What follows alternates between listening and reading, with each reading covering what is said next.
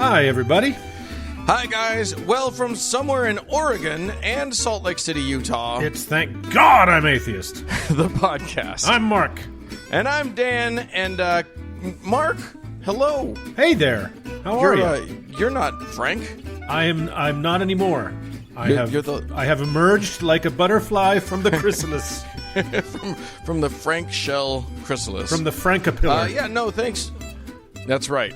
Thank you so much for coming on and helping out. You who have helped out here before, but are also my co-host over on the To Heretic, as well as other things, I guess, that you do. Sure. You've in the world. Yeah. Not that I pay any attention. That's pretty to those. much it. Those two That's things. the most important stuff. Yeah.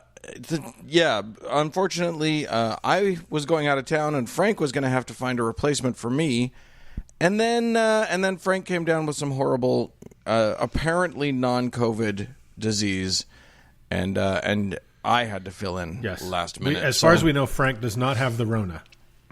It seems as though he is negative, though false negatives have occurred in the world. So, But anyway, keep those prayers and that seed money coming in. Yeah, exactly. Yeah. Basically, the only way to save him is to send us all of your money. Put your hand on the television screen. We'll tell you how to do that later in the program. Sure. Also later in the show, you and I are going to have a discussion about persecution and privilege. Yeah. And there's a difference between those two things. And poise and perspicuity, so the 4 Ps. Perspicacity, yeah, which is also, yeah. Anyway, we'll get to all of that later on. But first, why don't you tell me one of your stories? I understand that you've come prepared with stories to tell the kids. You know me. I've always got a pocket full of magic for everybody. So this will probably relate a little bit to our discussion later in the show, Daniel. But okay, and this is an older article, but it's been making the rounds again because of reasons. And, it's an article in The Atlantic by Emma Green, and it's about the most persecuted people in America, and those would be Christians. Of course they would. Yes, absolutely. Let me read a couple excerpts from the article herein. Many Christians believe they are subject to religious discrimination in the United States. A new report from the Public Religion Research Institute and Brookings offers evidence. Almost half of Americans say discrimination against Christians is as big of a problem as discrimination against other groups, including blacks and minorities. Wow. 3/4 of Republicans and Trump supporters said this. This article is like a year and a half old, so I imagine it's much higher now. And so did nearly 8 out of 10 white evangelical Protestants. Of the latter group, 6 in 10 believe that although America once was a Christian nation, it is no longer, a huge jump from 2012. 46% of those surveyed said immigration from Mexico and Central America has been too high in recent years.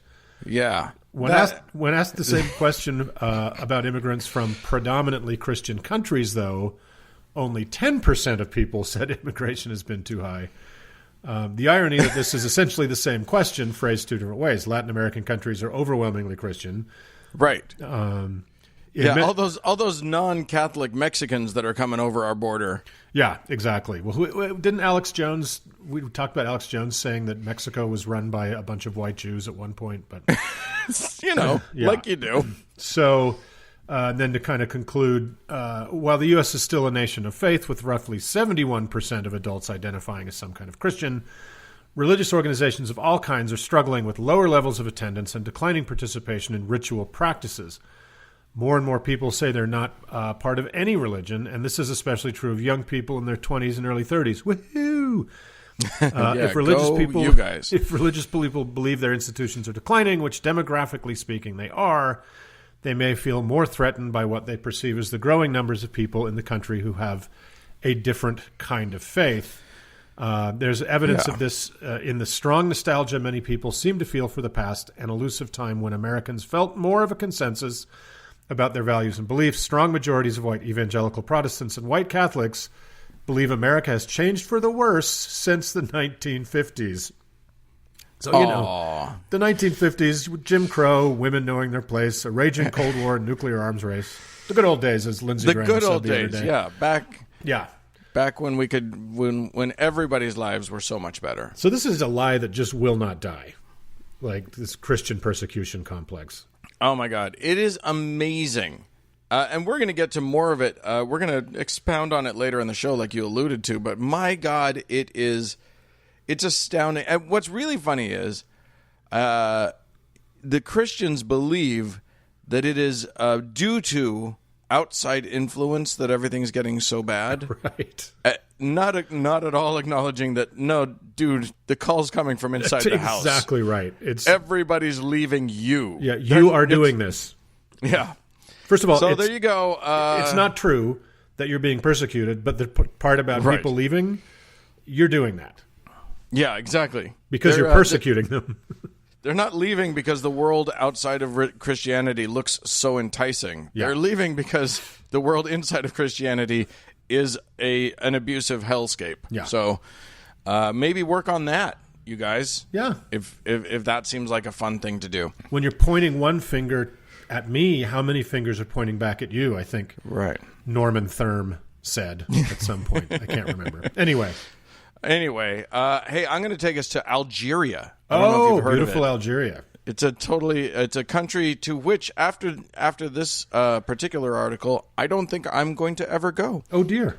As much as I've always dreamed of it, no. Apparently, an Algerian court has recently given a 10-year prison sentence to one young Yassine Mebarki, who was found guilty of a couple of offenses, one of which was offending Islam, and one was the one that I'm more afraid of, the one that I could definitely be held and charged with, inciting atheism.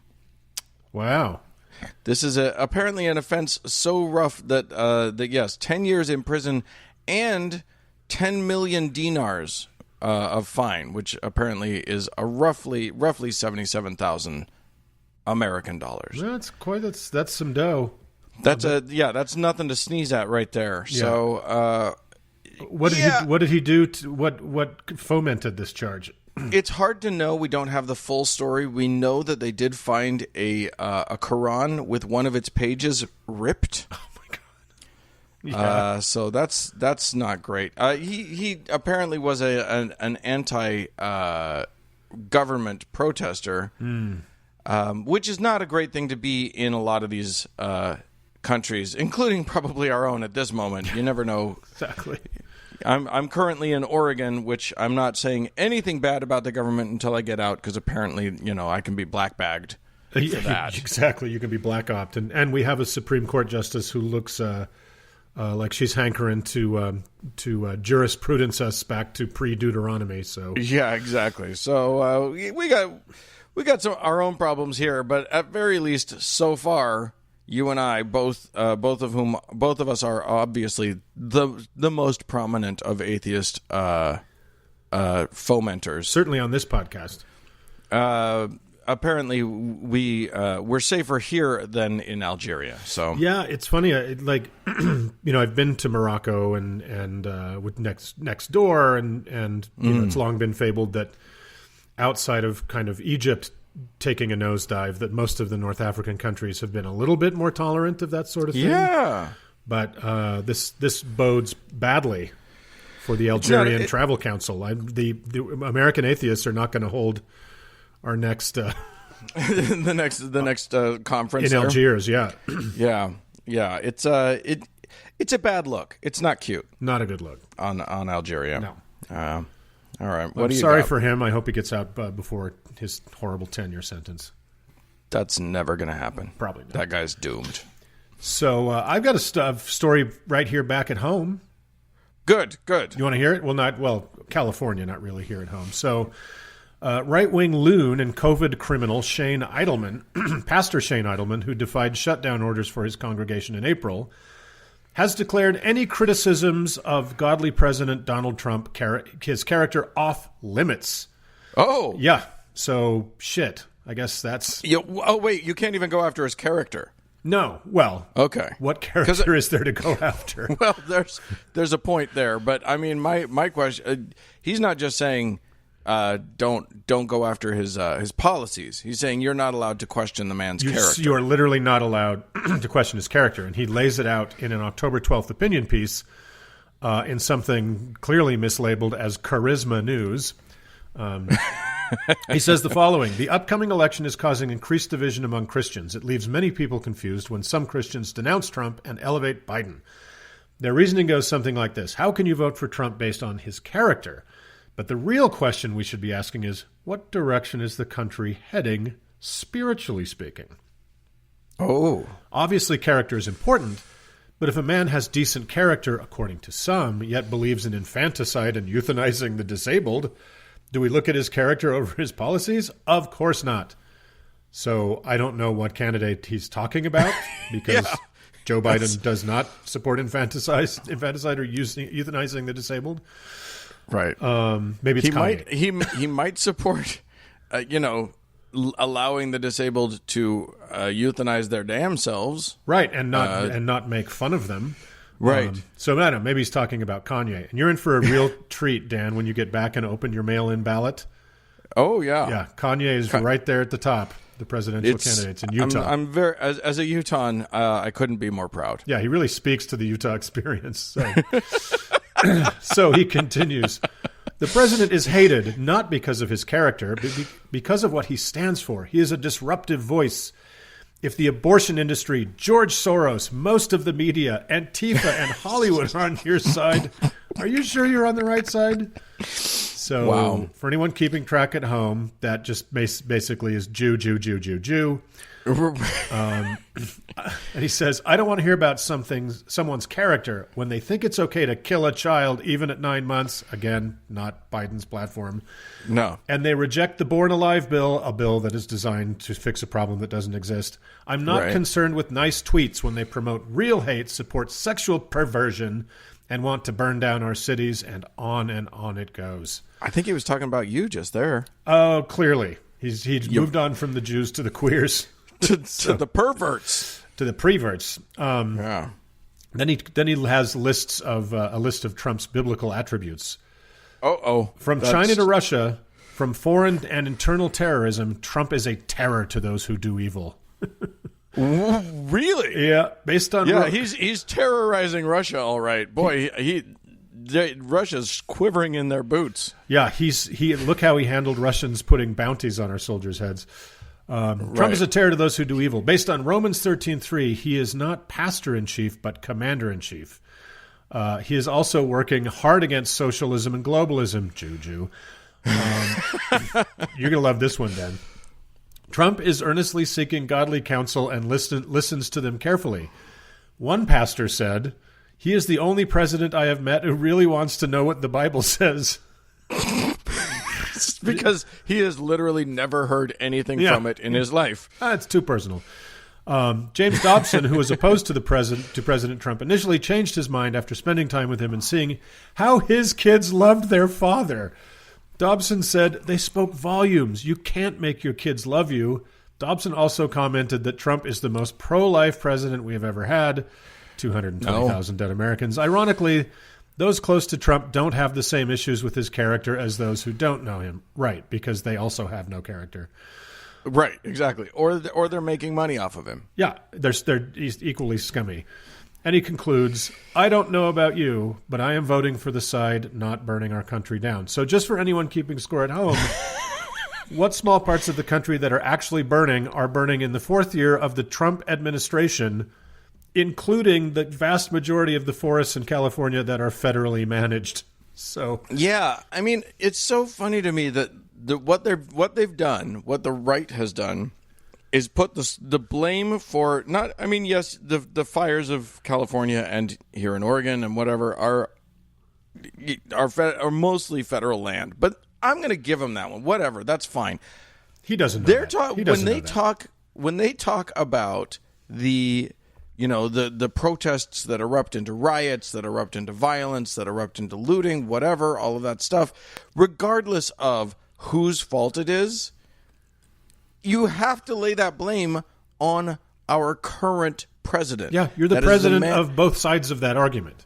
Yes, you are the person whose job it is to quell those fears, Yes. to calm those times. It is on you. You can't just go, look at what they're doing. It's their fault. And if you elect me, if you keep me in power, then it will go away. Yeah. On what planet is that an argument? I love how his stupid kids keep tweeting out pictures of some riot somewhere, and half the time it's a picture they got from, a riot in Serbia or something. Right. But they show a burning building or a burning police car, and then the big all caps, Biden's America. Right. What the fuck are you talking about? You're in charge.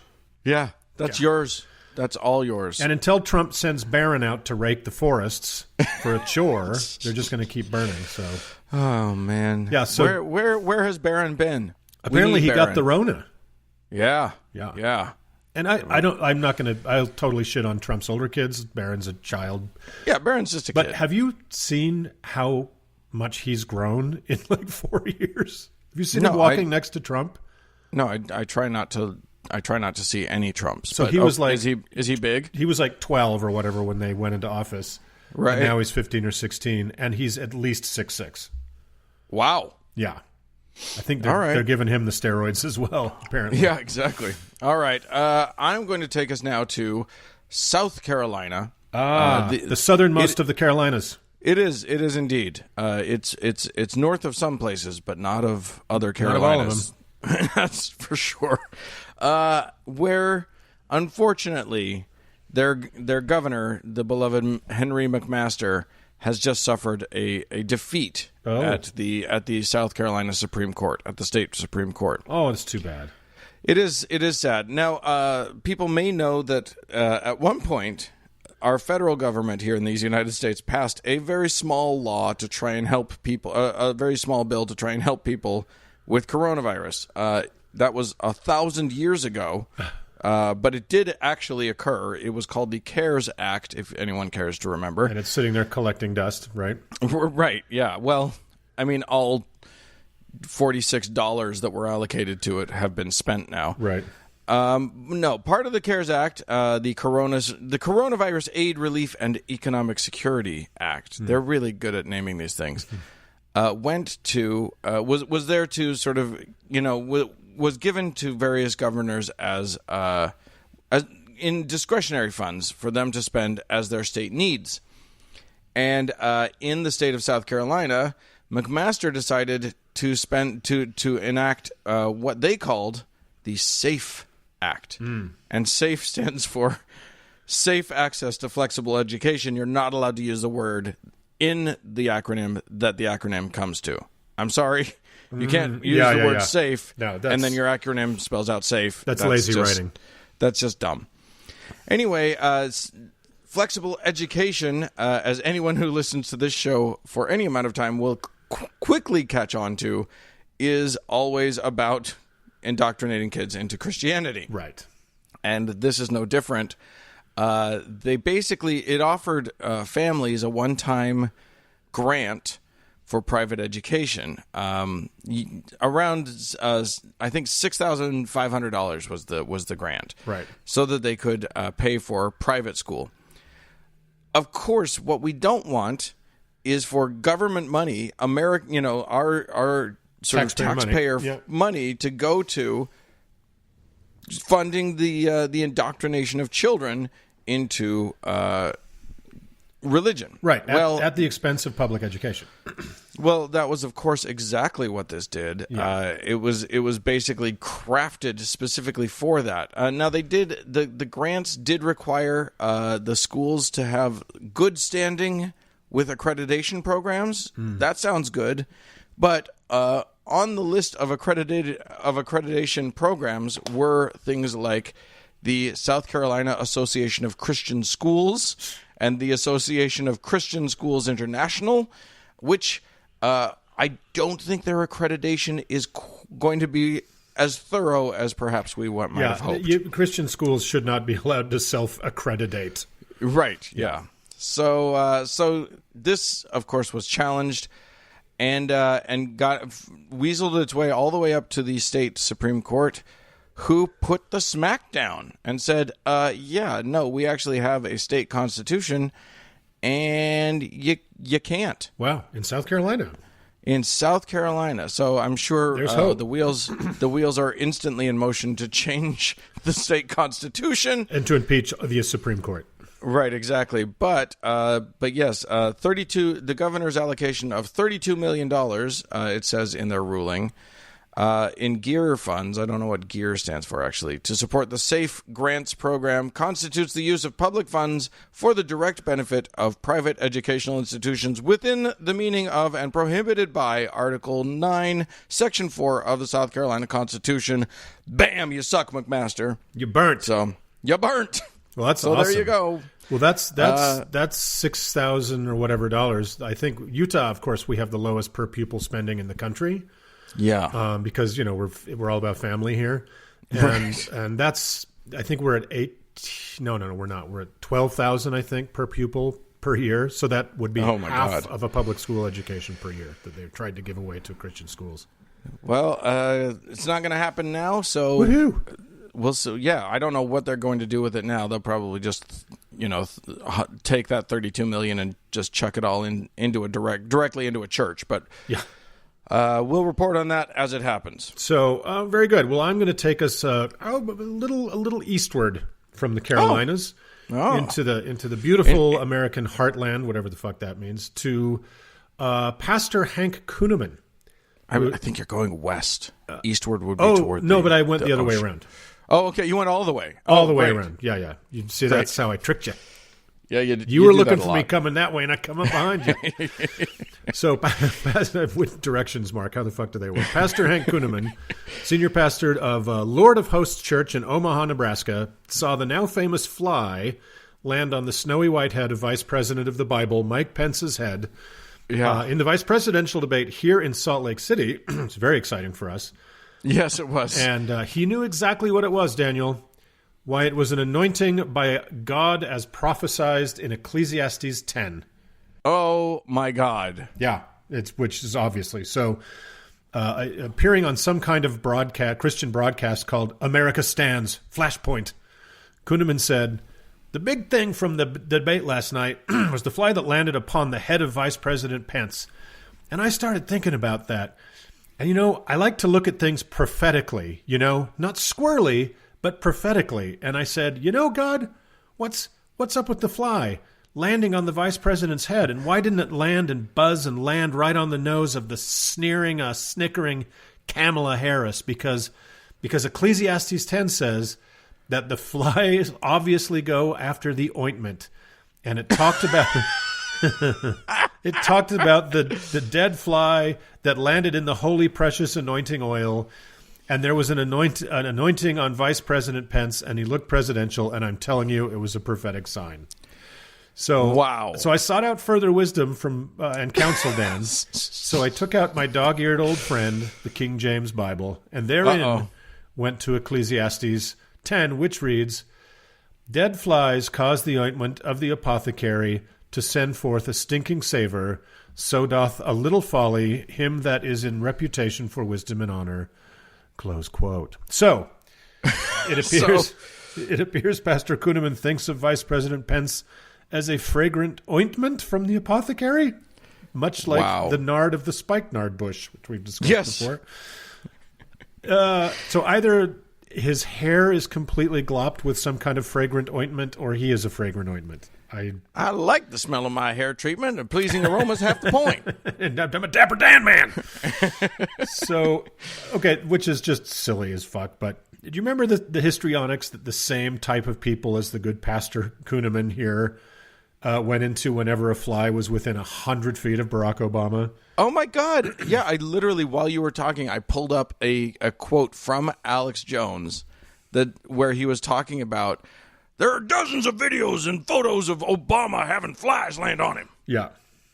Literally, this was the conclusion of that was he and Hillary are demon possessed. Yeah, he's the Antichrist. And people like Kuhneman and probably Alex Jones, who believe in demons and the devil and all that shit, they believe that Beelzebub is literally the Lord of the Flies. Yeah. That's what his name means, Yes, right? it literally means Lord of the Flies. So, but hold on. When it lands on a weird, scoldy white Christian, it can't be that. Can't be that. Yeah. When it lands on your guy, then it's Satan and demons. Yeah. When it lands on my guy, Ointment. he's anointed, dipshit. He's obviously. and ointmented. Flight is like oil. It's the oil. They just love to land on some oil. Get all over their feet and their wings. And I'm a Texas person. So, man.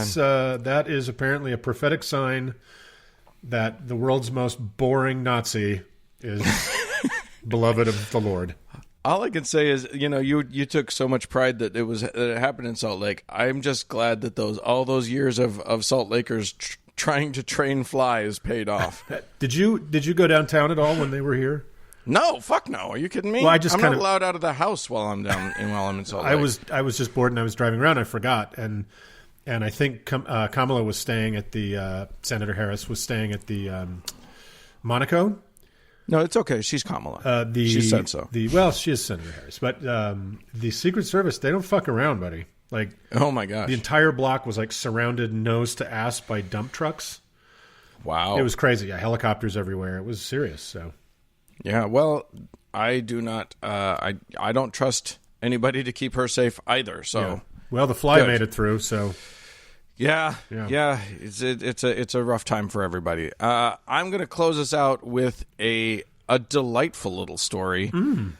It starts with a random passerby, a walker who was passing the Church of Saints Peter and Paul. This is a Roman Catholic church in the New Orleans area. Would it kill him to include Mary? I mean, it's just they didn't know about the full group. They don't know about the rule of threes. Yeah, exactly. Also, she's a lady. Yeah, you can't really name there's like one lady that you can. Oh, and it's Mary. So there you go. Yeah, they should have done all of them. Yeah. Anyway, this particular church, the lights were on well past when you would expect the lights to be on in a Roman Catholic church. So the passerby apparently took a little peep, looked in through the window, only to see the parish priest on the altar, apparently having a rollicking good time with at least one, possibly two ladies, one of whom was an adult film star, and they were apparently recording. They had a mobile phone on a tripod, and the ladies, bedecked in corsets and high-heeled boots, were apparently dominatrixing their way through a lovely little priest porn. Great. So, yeah, that all sounds great, but apparently not to the passerby who called the police. Who noticed there was only one set of footprints in the sand. I was literally walking on the sand just yesterday here on the beach in Oregon, and noticed that if you get close enough to the water, your footprints just sort of wiggle and disappear. Yeah. And I thought, you know what? That's the answer. Yeah. Why was there only one set of footprints for a while? That's because Jesus was walking a little closer to the water. He was actually walking on it. Yeah. Or that. Yeah. Or that. He's a cheater. One of his parlor tricks. Anyway, yeah, so unfortunately, the Right Reverend Travis Clark is now being charged with criminally being sexual in view of the public. Okay. I love this. The only Catholic sex scandal that involves consenting adults is the one that gets charged. Exactly. Right. It is a frustration. The pastor, or rather Reverend Clark, apparently is also the president of a local church or a local school, a Catholic school, having taken over for another Reverend Pat Wattingney, who had apparently had an actual sex abuse scandal with a minor. So this guy, yeah, I mean, the truth is, I got no beef with this guy. I kind of love it. The only problem was that he forgot to close the curtains. And had he not forgotten to close the curtains, he might be in trouble with his boss. But he had every right to be having sex with some some hot ladies. Yeah, the only laws he broke are ones that don't really exist, meaning the laws churches have. So yeah, exactly. So there you are. I can't wait for the actual footage of this to come out on Pornhub. I will be looking for it. But until then, Clark was released on bond, on a $25,000 bond, and the two ladies posted bonds of $7,500 each. According that to much money? Yeah. Why? Shut up. That's why. Because everybody was offended. Yeah. All right. Well, Anyway, as a gay man who's been married to the same person for 23 years, I love getting lectured about sexual issues by Catholics. It's my favorite About thing. morality. Yeah, exactly. My favorite thing. Well, ladies and gents, if you have anything you'd like to, if you've had sex on the altar of a church, by the way, I should mention that the altar is apparently the holiest place in the church and now has to be sort of re-sanctified by presumably a different priest, one that isn't in trouble. Yeah, re-sanctified via ritual cannibalism. That just makes sense, right? That's just how Jesus works. Yeah. So yeah, they'll do that. Anyway, if you'd like to tell us about how you have desecrated a church, feel free to write into us. Podcast at thankgodimatheist.com. Or you can also call into us. I'm going to see if I remember the phone number because I don't have it pulled up here. And I'm not Frank. Yeah, you're not Frank. Yeah. You're not. You're of no help to me right now. You can call in and leave a voicemail. The number is 424-666-TGIA. That's 666 as in the devil and 8442. And then you can leave us a voicemail. We'd love to hear your voice. More show to come.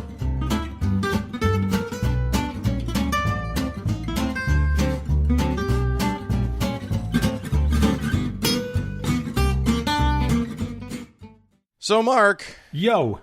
Uncle Mark, even. A lot of our listeners know you as their uncle. It's an honorary distinction. It's an honorarium or something. It's a title that's not bestowed on everyone. It's not, and it's not bestowed lightly. It's not bestowed lightly, and really all that needs to happen is a sibling of yours needs to successfully reproduce, and right there you are. You have to literally do nothing. Or in our case, we can just call ourselves that, like people in Kentucky use the word colonel. Yeah. We're Utah uncles. It's the same as a Kentucky. Yeah, exactly. Anyway, listen, we're gonna dive into. We're gonna have a patty break here, which is a tradition on this show. And Pat Robertson, you know this. Our listeners may know this. Every now and then, he does lots of religious crazy stuff, and then every now and then he decides, silly you guys. No, the science is obviously correct. And today's one of those days where Pat is going to get a little bit wackadoo on us. So why don't we just hear that out? Sure. Let's listen. This is Carol who says, why does your show promote the old earth theory and not the other biblical viewpoint, which is believed by most Christians? Well, I don't think most Christians have got, stupid enough to believe that other. The other is the Usher theory. You added all the generations from Adam until the current time, and you say, all right, that adds up to 7,000. Okay. Mm-hmm. And so therefore the Earth is only 7,000 years old. Well, that's just nonsense. I mean, there are just too many geological factors, too many things that have happened on our Earth. The Earth is about 14 billion years old. And there's just no question about it. You've got the dinosaurs, you've got all the things that have happened on this earth, and there's too much geology. I mean, it's just established science. So the idea of having a 6,000 or 7,000 year earth is just any Christians who believe that, I'm telling you that they aren't very up on today's. I believe science. I mean, let's face it, God didn't, look at Hugh Ross. He said, he's written things. He said, this whole planet was set up for God's purpose. And the universe is tuned for life. But it didn't get here in 6,000 or 7,000 years. It got here over almost 14 billion years to get this earth to where it is right now. Okay. Oh, wow. Yeah. Man, you're flying real close to the sun there, Pat Robertson. real close to the sun that is 93 million miles away, and he seems to admit that. But it's just when you hear that man, a man who has literally in front of thousands of people said, "I command this hurricane to change course," and then he's like, "But no, obviously you have to believe the science. Don't be an idiot." He literally calls fellow Christians stupid, and the preponderance of them. I think most people, most Christians of the stripe that would watch his program, are probably young Earth creationists. Now, I didn't know that there were old Earth creationists until our friend Tori Douglas told me that that she was raised by old Earth creationists. Oh, there you go. Who still believe, they don't believe in evolution. They have really strange ideas about dinosaurs and shit, but they're like, yeah, the Earth's 14 billion years old. Don't be stupid. Don't look. There's no reason to be an idiot about it, right? Okay? Like, to go to the Grand Canyon and look at it and say the flood is insane. Yeah, is insane. And if I mean, all I want to see now is a smackdown between Ken Ham and Pat Robertson. I think we need to set up the the rumble in the jungle between these two. Totally, the infarction in the ark, or whatever we want to call it. Let those two nanogenarians duke it out in a big empty wooden boat in Kentucky. Yeah, that's amazing. Yeah, Pat. It's more than just the stopped clock thing. He just every now and then decides to take a sharp right into reality and just sort of hang out for a minute and then drive back out again. Well, I wonder if it's his illicit interest in the blood diamond trade. That he actually has some understanding of how long it takes to make a diamond. It's like, now, where did these come from? All right, I got it. Yeah, crazy, huh? There you go. There you go. Pat. Well, when was the last time you had Pat as correct patty break? It's been a minute. Every now and then somebody will be like, "Well, what about all the tornadoes that hit the nice Christians?" And he's like, "No, those are just weather. Don't worry about that. Exactly. That's just a weather pattern that happens." Well, we talked about it over on the other show where he's always prognosticating that what the purpose of a hurricane was, and it never hits the place where the Gay Pride Parade was, or at the moment it was. Yeah. Right. It's very frustrating in that way. Yeah, but at least, okay, he's down with geology, so. Yeah. Kids, we're not going to do emails or thank anybody this week. I apologize. That is not something that we were set up to do without our fair Franklin with us, so we will skip all of that beautiful stuff. But if you want to, and I think Mark, you can. I called you Uncle again. It's just your name, really. Yeah. I think Mark, you can attest to this.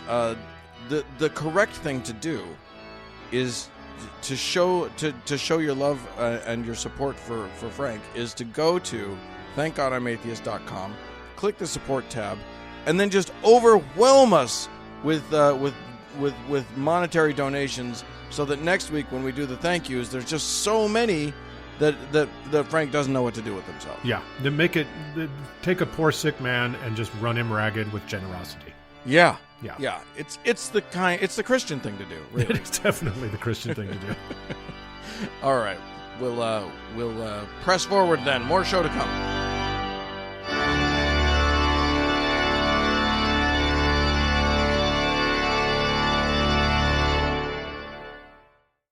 Hey, Mark. Mm-hmm. Here we are. Mm-hmm. We live in a country where it, even though Christianity is on a steep decline, and our sector of society is on a steep and literally equally steep incline. Yeah. They seem to mirror each other pretty closely, don't they? They do. But it's still alarmingly Christian, this country of ours. At least 70% of our country believes in Jeebus and the miracles thereof. Yeah. So it is kind of funny, as you reported earlier in the show, that they feel like they are the oppressed group here. Isn't that amazing? Yeah. Anytime a Christian talks about oppression, or a white guy You know, a straight white guy talking about how he's just as put upon as any of them queers or darker folk. Exactly. You're wrong. You're just wrong. The group that's in power cannot claim to be the put upon the oppressed. Well, they can, and they do it every day. You know, they do it all the time. Yeah, you see online, you know, white men saying the hardest thing to be in this country right now is a conservative white straight man. Yeah, because we're not allowed to just say everything we want to like we used to be. Exactly. We used to be able to do literally anything we wanted, and no one could say shit about it. And now people complain. Do you understand how difficult that is for us?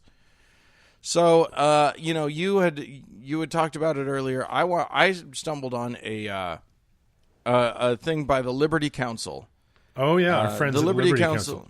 The Liberty Council is they're not really into liberty, and probably not actually a council either. They're a legal group that likes to defend Christians who, you know, throw the Ten Commandments up on government property where they're not allowed. They defend Christians who have been asked to remove their boot heel from someone else's throat. Yes, exactly. Therefore persecuted. Exactly. And they literally published a thing.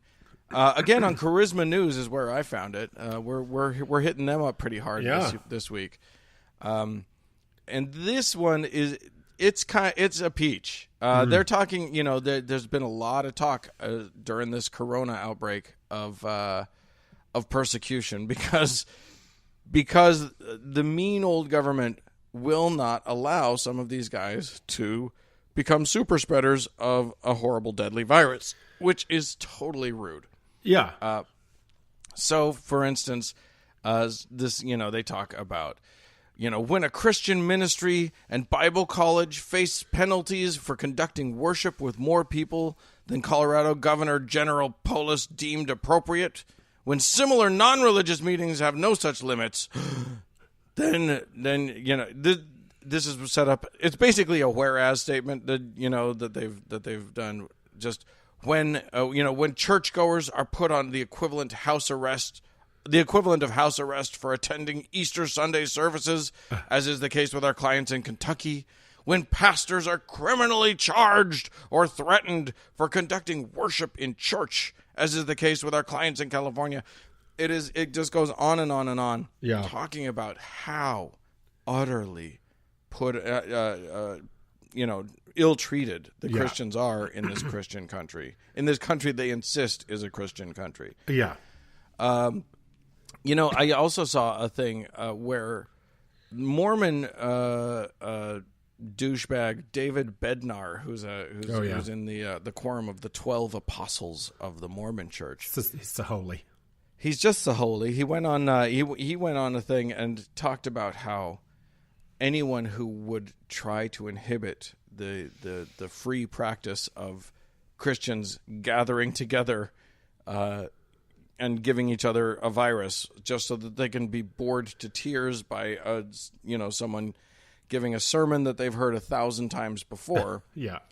And he basically said that anyone who would say that that's wrong doesn't understand how important a Christian service is and how important church is. You know, I may be mistaken, but I think I saw that he did that, and I think he was speaking to a World Religious Freedom Conference. Yeah. Which, as I understand, was actually in Saudi Arabia. Oh, lovely. Yes, the capital of religious freedom of the world, right? Yeah, and you know, we should acknowledge that obviously the term religious freedom, as used by anyone who has a religion, it simply means the freedom for us to make you do what we want you to do. Yes, they're free to practice their religion, and so are you. Right, yeah. That's what it means. Yeah, it means everyone's free to practice my religion. Yeah. Exactly. So I thought we'd have a discussion about what actual persecution might look like, so that in case a Christian accidentally listens to this show, they might have a sense of what is real persecution as opposed to what ain't. Well, yeah, and this. So you're thinking kind of the TGIA user's guide to persecution.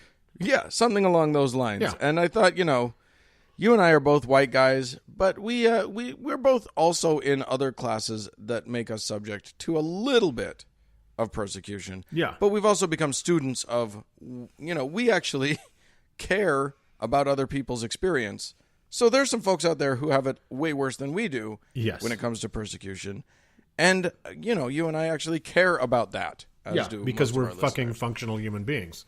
Right, exactly. So let's talk really quickly. When when a Christian person is so hurt and so put upon that we're not letting them put their Christian rules, their really dumb list of Christian rules on our churches or sorry, not churches, on our like courthouses and government buildings. Yeah. How do you think that compares to, say, when a Supreme Court justice is really, really, really champing at the bit to take away the rights of a gay person to just love the person that they love? Well, it's Roughly equivalent? It's a tough call, because if you can't put 10 rules that the Bible itself doesn't really agree on, right, on a public building, especially rules that you probably can't get past maybe the fourth or fifth. Yeah, that's the same. in terms of naming them? Yeah. And knowing them. Yeah, exactly. Yeah, I mean, it's one of those things where, the real persecution is not being allowed to discriminate against gay and trans people. That's the real persecution. Of course. If my sincerely held belief is that you are a disgusting pervert, I should be allowed, if I want to, not to allow you into a public park or to harass you on the street. Shouldn't I?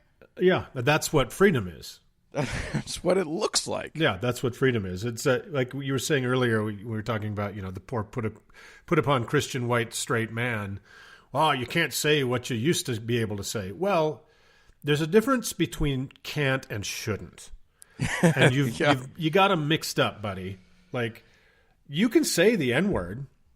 Yeah, you say it all day. You do. Yeah, you do, and you do can. It. And no one arrests you. Yeah, and it's not against the law. Nary a handcuff is employed. Now, somebody might slap you to sleep, but that's kind of cause and effect, right? Yeah. So you can choose to say it. It's not persecution if the person you're saying it to says something back to you. Says you're a dickhead, or Right. if social media decides to come down on you like a ton of bricks. Yeah. You can still say anything you want. It's still, in that way, a free country, especially if you're a white Christian man. Yeah. Yeah. Yeah. And that's the thing, right? This is all a shell game anyway. For most of the leaders in Christianity that are screaming persecution, it's just a way of riling up their base and keeping them sort of tuning in. Yeah. They know they're full of shit. But the thing is that they then instruct a whole bunch of doofuses who on the ground are actually then believing that they are more put upon, and more discriminated against than the people of color or the damn uppity queers who are out there actually protesting them. There's the marriage equality is just a very easy example to point out here, where remember, society was just going to come to a complete fucking stop if it ever happened. Right. Like, it was right. the Remember end of when the that fucking happened? World. Yeah, and then it happened. It was almost 7 years ago.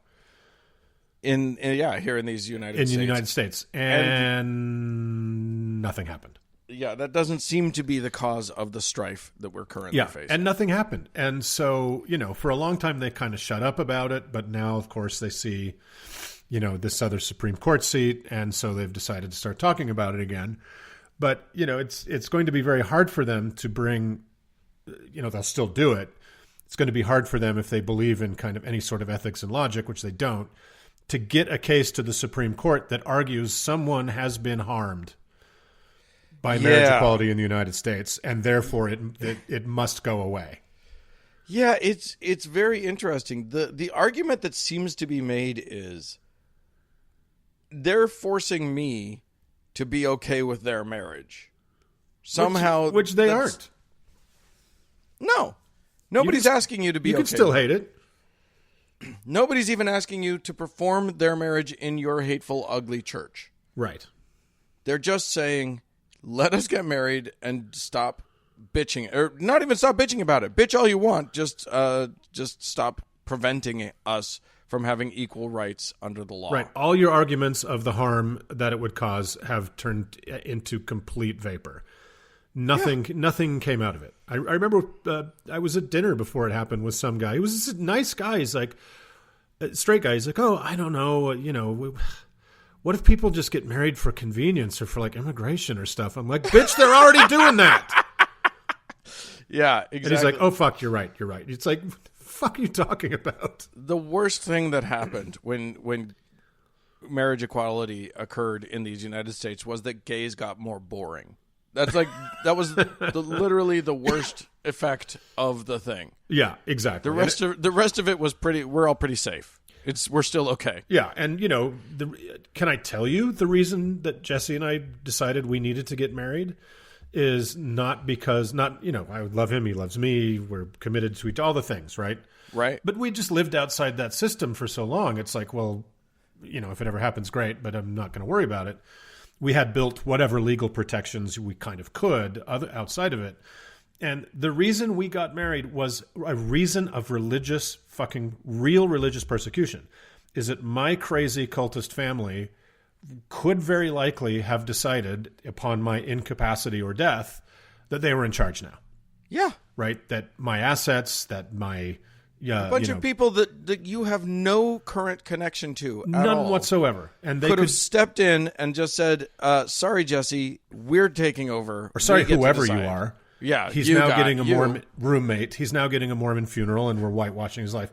That is religious persecution, and I used marriage to protect me from that. Yeah, exactly. Yeah. Which is what they're mad about. Right. You know what I mean? Like, right. You being able to sort of be an autonomous and legally recognized human being is terrifying to them. You don't look like, you do look like them, but you don't act like them. Yep. Your life doesn't resemble theirs. Not at all. And they couldn't be more mad. And they're furious that they can't keep me under their boot heel. So yeah. Thank God you didn't want to, thank God you're not trans. Well, exactly. That's a perfect segue into that part of the conversation is, okay, people who have been fighting for civil rights for years, yes, they saw marriage equality as certainly a victory. But a lot of people who are, truly persecuted saw it as a very white male victory, kind of rich white gays is what everybody says. So let's talk about people who are suffering really profoundly in different ways. Yeah. That there's just a tissue of legal protection for, if there is, much at all in most of our states. Which is being rolled back, which even that thinnest of protection is being currently rolled back by the Trump administration. Yeah. So, and they're working real hard all over the country to roll it back further. Right. So of all the sexual or gender minorities, trans people are definitely on the dirty end of that stick. And, the hateful forces are like, well, you can't tell us to stop abusing them. Right. And that's really what they're talking about. When they complain that they're persecuted, it's that they're not allowed anymore to be horrible to other fellow humans. Yeah, if my fist can't constantly make contact with what I deem as a lesser person's face, I'm being persecuted. Yeah, and it's kind of amazing. It's amazing, and they can't fucking see it. It's like they don't own a mirror. They can't understand how absurd their argument is. And then there's disabled people who are constantly have to fight, even with things like the ADA being in place. Yeah. Businesses are always trying to find a way around it. Totally. Shitty people are always trying to find a way around serving and assisting the disabled as they need it to have as normal a life as possible. Well, and we're currently in a moment in time when, the Republican Party is actively trying to disenfranchise voters of color across the country. Yes. Like, there's real oppression and persecution occurring all over this country of people who are already marginalized by the system. Yeah. Across the board.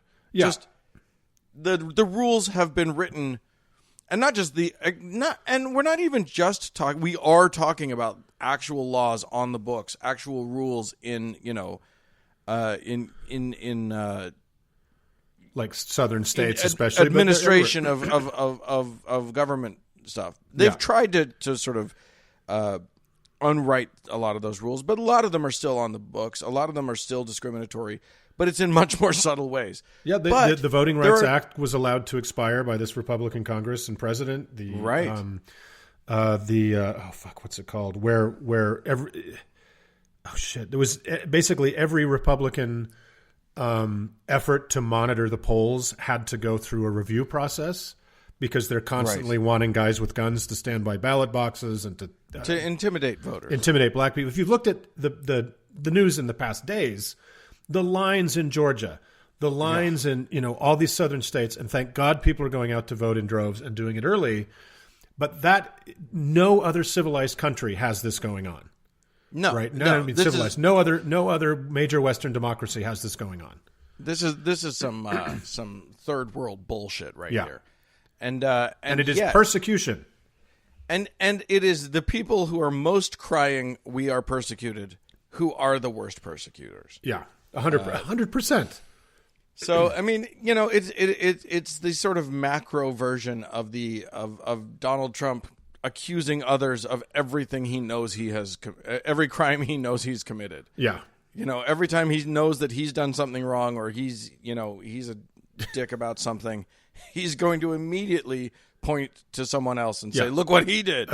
Saying Joe Biden is taking drugs before debates and that his kids are corrupt and trading on his government position to make money. Like, I'm taking crazy pills, man. It's yeah. So you write that large, and suddenly Christians are the oppressed group, and the rest of us are the oppressors. Yeah. So, hey, how does it feel to be an oppressor there, Mark? Does it feel powerful? Do you feel good? I'm gonna wear these out of the store. I'm gonna try this out. I like it. I'm gonna take it around the block a few times. I don't mind if I do. Yeah. All right. Well, I'm sure that some of our listeners have something to say about all of this. Please feel free to write into us, guys. Podcast at thankgodimatheist.com is the email address. You can call into us, get your voice heard on the show. The number to do that is 424-464-42. Oh, God. Anyway. He doesn't know the number. Go to the other shows and listen to what Mark says, or what Frank says is the actual phone number. But yes, 424-666-8442, I believe is the number. Hey, go to the Facebook page, facebook.com/TGIAtheist. Click the like button. Also, you can go to the TGIA Members Only Lounge and join that. It's a closed group, but we'll let you in. That way you can talk about things freely and not have any of the people that you're oppressing hear what you have to say. So that's nice. What else do I have to say? Oh, I have to say you can give us money by going to thankgodimatheist.com and clicking on the support tab. That's great. Thanks so much to the Red Rock Hot Club for the use of their music and to Gordon Johnston for the use of his music. Thank you, Mark, so much for coming and filling in last minute. You are a peach and a gentleman. Woohoo! Well, get well, Frank. I'm praying for you. Yes, indeed. I'm pulling for that kid. Yeah, we really hope he gets through this. And thanks to all of you for tuning in. We sure do appreciate you. Bye. Bye-bye.